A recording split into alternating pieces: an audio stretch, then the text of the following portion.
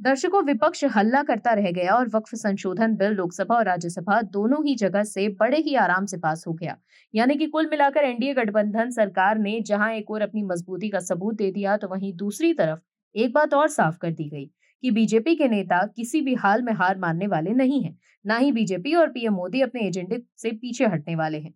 BJP के नेता ये भी बताने से नहीं हिचके कि पीएम मोदी के न प्लान में फर्क आएगा और ना ही एजेंडे में। यानी कि कुल मिलाकर हिंदुत्व और राष्ट्रवाद के सहारे ही विकास की गाथा आगे बढ़ेगी। पीएम मोदी ने जेडीयू और टीडीपी को भी साथ लिया और साथ ही कहीं न कहीं एनडीए सरकार को फिर से मोदी सरकार के मुहाने पर लाकर खड़ा कर दिया। कांग्रेस के नेता जो ये सोच रहे थे कि बीजेपी कमजोर हो गई है और उन्हें झटका दिया जा सकता है, बीजेपी ने कांग्रेस को ऐसे चक्रव्यूह में फंसाया कि वक्फ बिल पर राहुल गांधी लोकसभा में एक शब्द भी नहीं बोल सके।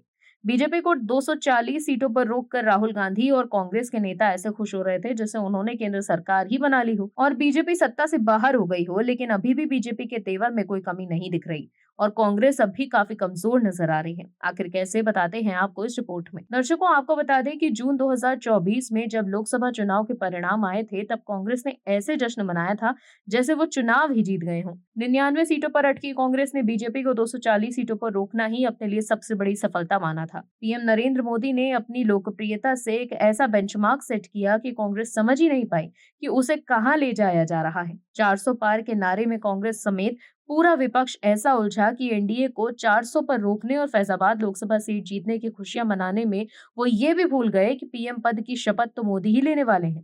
कांग्रेस की प्रवक्ता सुप्रिया श्रीनेत को तो प्रफुल्लित होकर पार्टी के वॉर रूम में मुट्ठी भींच कर लहराते हुए भी देखा गया। खैर, ये तो थी नेताओं की बात। अब आते हैं मीडिया वर्ग पर।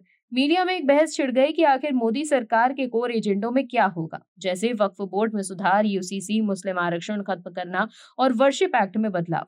अब बीजेपी ने लोकसभा और राज्यसभा दोनों सदनों में वक्फ बिल को पारित करा के दो चीजें एकदम साफ कर दी हैं। पहली, बीजेपी अपने कोर एजेंडे से भटकने वाली नहीं है।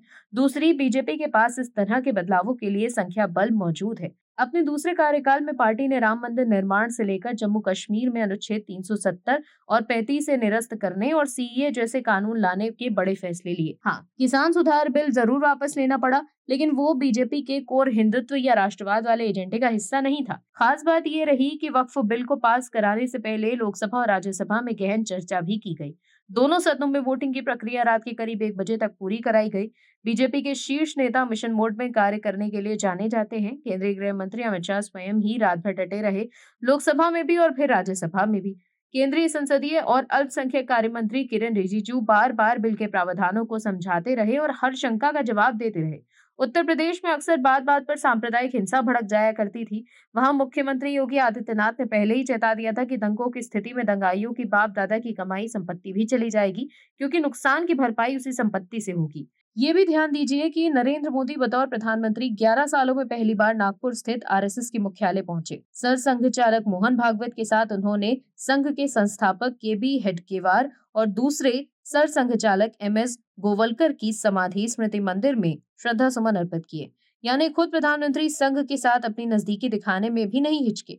उन्होंने परवाह नहीं की कि अंतर्राष्ट्रीय मीडिया क्या कहेगा। संघ ने दिल्ली में अपना भव्य मुख्यालय भी बनाया, भले ही इसमें उससे 100 साल लग गए। कुल मिलाकर सब कुछ वैसा ही चल रहा है जैसा 2014 और 2024 के बीच में चला करता था। लोकसभा चुनाव के बाद कांग्रेस के नेता जो काफी जोश में थे, अब उनका जोश भी ठंडा पड़ गया। राहुल गांधी भी अब समझ गए हैं कि उनके हाथ कुछ नहीं लगा। वो अब लोकसभा में बोल भी नहीं पा रहे हैं। हरियाणा, महाराष्ट्र और दिल्ली में करारी हार के बाद कांग्रेस का कॉन्फिडेंस काफी हिल गया है। Bureau report, OMH news. आप दर्शकों से विनम्र निवेदन है कि चैनल को सब्सक्राइब जरूर करें